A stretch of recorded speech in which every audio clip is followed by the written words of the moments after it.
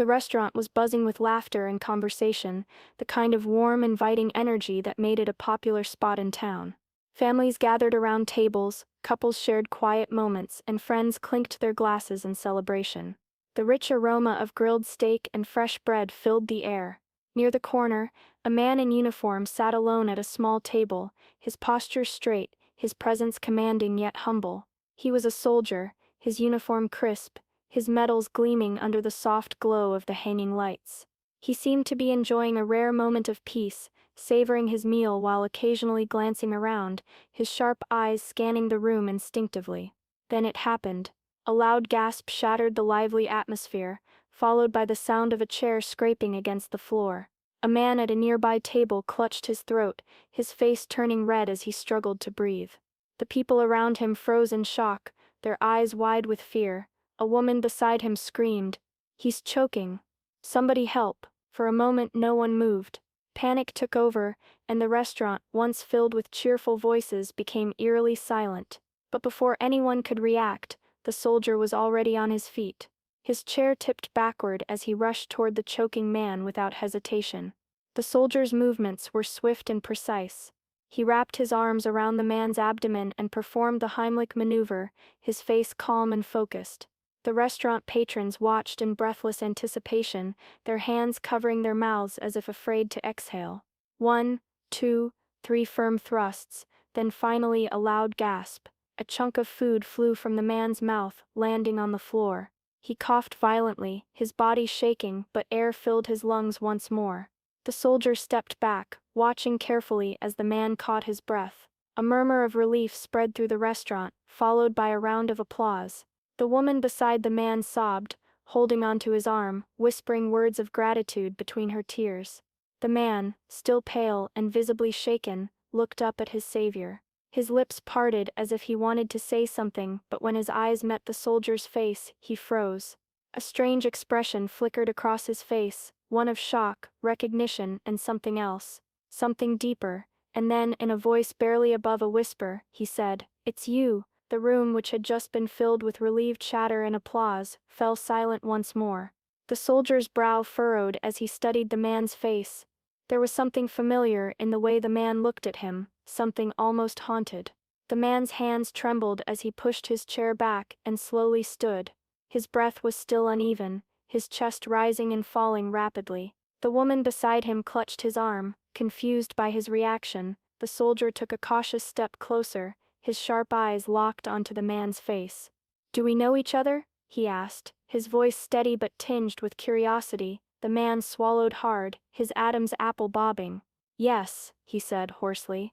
"We do." A ripple of confusion spread through the watching crowd. Some exchanged glances, others whispered among themselves, but the soldier remained still, waiting. The man exhaled shakily and ran a hand through his graying hair. "I never thought I'd see you again," he murmured. Then, after a beat of silence, he added in a voice filled with raw emotion, "You saved my life once before." The soldier's eyes narrowed. He had saved lives before, many times. But something about this man's words sent a chill down his spine. His mind raced, sifting through memories, searching for a connection. The man's gaze dropped to the floor for a moment, then lifted again, filled with something that looked like guilt. "I was a soldier too," he admitted quietly. "A long time ago." The soldier's jaw tensed. "Where?" The man hesitated, glancing around as if reluctant to speak. But then, with a deep breath, he finally said the name. A name that made the soldier's blood run cold. A battlefield. A war that had left scars both visible and unseen. A moment in time that had changed everything. Recognition hit him like a punch, to the gut. He knew exactly who this man was, and the truth was about to change everything. The soldier's heart raced as the memories flooded back. It was all coming back now, the heat of the desert sun, the sound of gunfire ringing through the air, and the chaos of the battlefield that seemed to stretch on forever.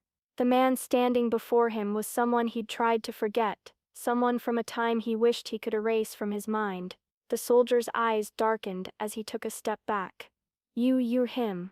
The man nodded slowly, his face filled with remorse. "I never thought I'd see you again either. After everything. I didn't think I deserved to." His voice broke as he spoke, and for a moment, the weight of the years seemed to press down on both of them. The woman beside the man, still unaware of the history between them, looked between the two men, her brow furrowed in confusion. "What's going on? Do you two know each other?" The soldier's fists clenched at his sides. The last thing he wanted was to relive that chapter of his life, but there was no escaping it now. He took a deep breath, his eyes not leaving the man who had once been his comrade. "We served together," the soldier said, his voice cold. "A long time ago." The man looked down, his face reddening with shame. "I was the one who—" He broke off, unable to finish the sentence. The soldier's mind flashed back to that fateful day. The day that had changed everything. The day that had shattered their lives. The day that man had made a decision that had cost them both more than they could ever repay. The soldier's jaw tightened. "You left me behind," he said, his voice low and dangerous. "You left me to die." The man recoiled as if struck. I didn't have a choice." "You always have a choice," the soldier snapped, his voice rising with the force of the memory. His hands trembled with anger and pain. "You chose to save yourself. You chose to leave me in that hellhole." The woman beside the man gasped, her face pale. She stepped back, her eyes darting between the two men as if the air around them had thickened with something she couldn't understand. "I'm sorry," the man whispered, his voice trembling. "I should have stayed. I should have never left you." His eyes glistened with unshed tears. "I've been living with that guilt every day since." The soldier's anger flared, but underneath it, a deep sense of betrayal lingered. The years of suffering, of wondering why his comrade had abandoned him, flooded back. And yet, despite the rage, there was something else. Something he hadn't expected. A deep, aching sympathy. For the first time, the soldier looked at the man not just as the person who had left him behind, but as a fellow human being who had suffered too. A long silence stretched between them. The weight of the past seemed to hang in the air, heavy and thick. The man took a step forward, his hands outstretched. "Please, let me make it right. Let me make amends. Please." The soldier didn't respond immediately. He stared at the man, at the face he had once trusted, and now felt betrayed by. The seconds felt like hours, the tension unbearable. Finally the soldier spoke in a voice quieter than before. "You don't have to make amends. You just need to live with it. But don't think for a second that I've forgotten." The man nodded, tears brimming in his eyes. "I don't deserve your forgiveness." And in that moment the soldier realized that he didn't have to forgive. He didn't have to forget. But what mattered was that, despite everything, he was still alive. They both were, and that in itself was a miracle. The restaurant was quiet now, the air thick with tension and unsaid words. The other patrons had returned to their meals, though some still glanced over with curiosity, sensing the weight of the conversation that had unfolded before them. The woman beside the man, whose name was James, stayed silent, her hands still tightly gripping his arm. She could sense the gravity of what had just been revealed, though she couldn't fully understand it. She looked at the soldier, who stood motionless, his eyes hard but with a flicker of something softer hiding beneath. "Are you okay?" she asked James softly, her voice filled with concern. James nodded, but his gaze never left the soldier. "I'll be fine," he said, though the words sounded hollow. The soldier's eyes flickered toward the woman, and he could see the confusion on her face.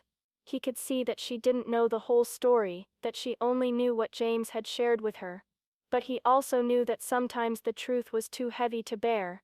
"Look," the soldier began, his voice softer now. This isn't something I can just forget. I don't even know if I'll ever fully forgive you, James, but I'll be honest, what happened in the past doesn't change the fact that you're here. You're alive, and that's what matters now." James' face tightened, the guilt still gnawing at him. "I've done nothing but run from it all these years," he said, his voice breaking.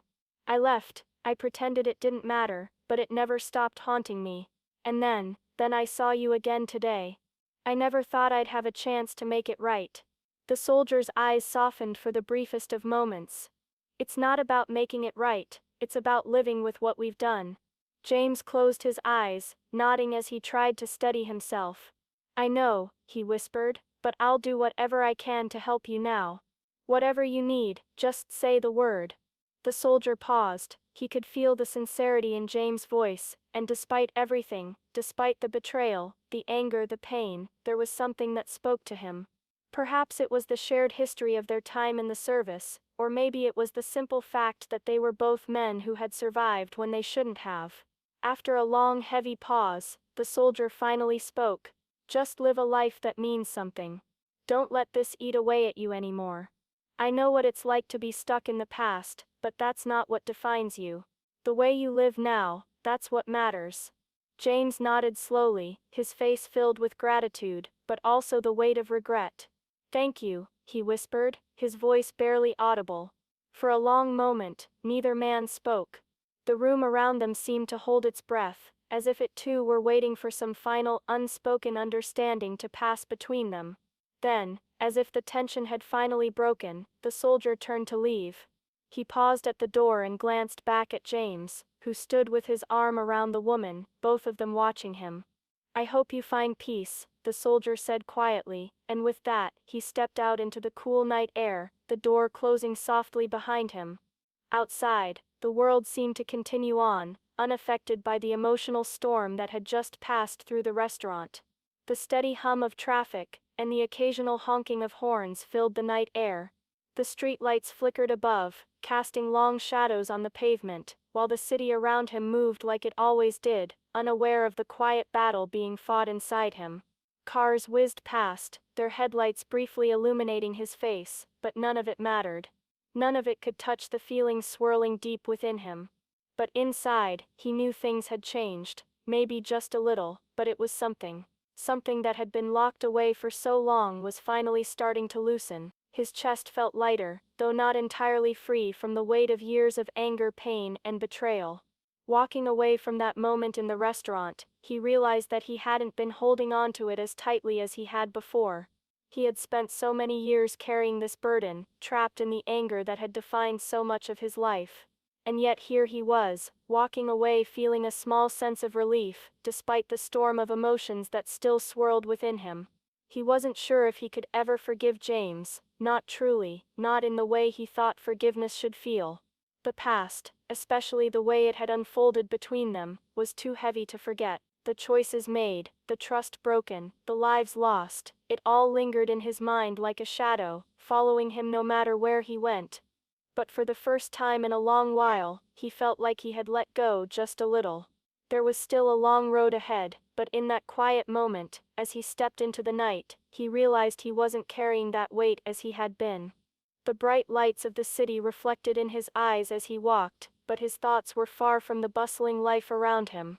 His mind drifted to the memories of his time in the military, the brothers and sisters in arms, who had once shared the same mission, the same struggles.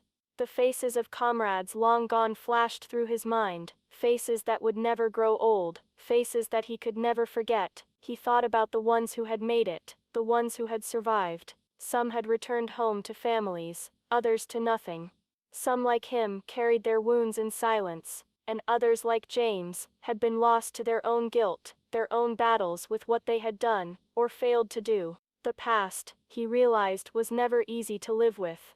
It was something he had tried to bury, to outrun for so long, but the truth was, it never went away. It didn't matter how far he ran, or how many miles he put between himself and that chapter of his life. The past had a way of finding you when you least expected it, and yet despite all the ghosts it carried, it was still part of him, part of his story. But as he walked through the streets, the city alive around him, he realized something that gave him a small sense of peace. The present was still here. The present was something he could still fight for. He didn't know what the future held. He didn't know if James would ever truly find peace with what he had done, and he didn't know if he could ever fully move on from the past. But one thing was clear, the present was a chance. A chance to build something new, to find meaning in the here and now, and to fight for the life he had left. And maybe, just maybe, that was enough to keep going. Thank you for taking the time to read this powerful story. It's a reminder that even in the darkest moments, the present offers us a chance to heal, to let go, and to find meaning in our lives. The journey of forgiveness, redemption, and moving forward is something we can all relate to, and I hope this story touched you as much as it touched me. If you enjoyed this emotional roller coaster, don't forget to like, comment, and share with others who might need a little inspiration. Your thoughts mean a lot, so feel free to leave a comment and let us know how the story resonated with you. And if you want more stories like this, be sure to subscribe so you never miss an update. Your support helps keep the storytelling going, and I can't wait to share more with you soon.